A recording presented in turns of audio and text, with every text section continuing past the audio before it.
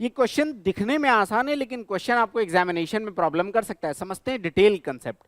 आपके पास कह रहा है दिए गए चित्र में दो वर्ग हैं जिनकी भुजाएं 12 एंड 13 है। ये 12 रहा, ये 13 रहा। आपसे कह रहा है भैया ये शेडेड पार्ट का एरिया आपको बताना है। सबसे पहले एक बड़ा सा फिगर बनाते हैं और उसके बाद क्वेश्चन को हम डिटेल में समझते हैं।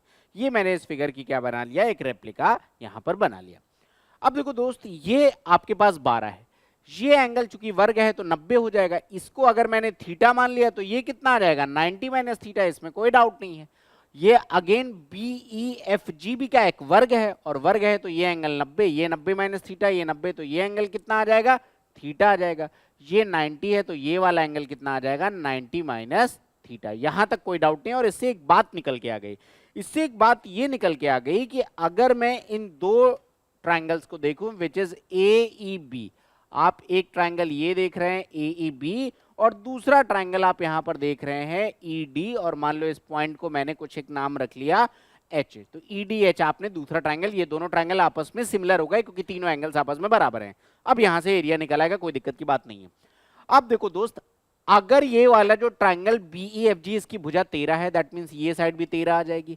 ये 90 डिग्री है, ये 12 है, ये 13 है, तो ये कितनी आ जाएगी, ट्रिपलेट से मैं डायरेक्ट कह सकता हूं ये कितनी आ जाएगी, 5 5 12 13 ट्रिपलेट होता है।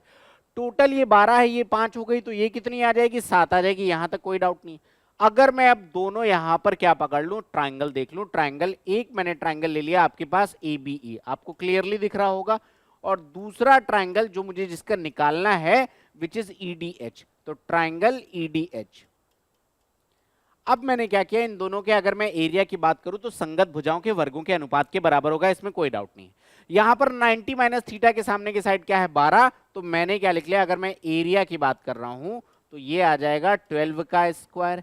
और नीचे अगर 90 माइनस थीटा के सामने की बात करूं, यहां पर 90 माइनस थीटा ये और इसके सामने की साइड कितनी है, 7, तो ये आ जाएगा 7 का स्क्वायर। यहां तक कोई डाउट नहीं है।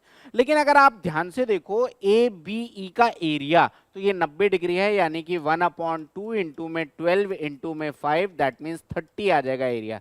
इसका मतलब भैया ये जो 144 यूनिट है इसका रियल वैल्यू कितनी है, 30 सेंटीमीटर स्क्वायर। तो ईडीएच जो ये शेडेड पार्ट है इसका एरिया कितना आ जाएगा, 49 यूनिट। इसकी वैल्यू कितनी आ जाएगी, 30 अपॉन में 144 इंटू में 49, 6 5 30, 6 से आप काटेंगे 24, 49 इंटू 5 विच इज 245 बटे में 24। ये आपके शेडेड ट्रायंगल का एरिया आ जाएगा। Option number A is the correct answer.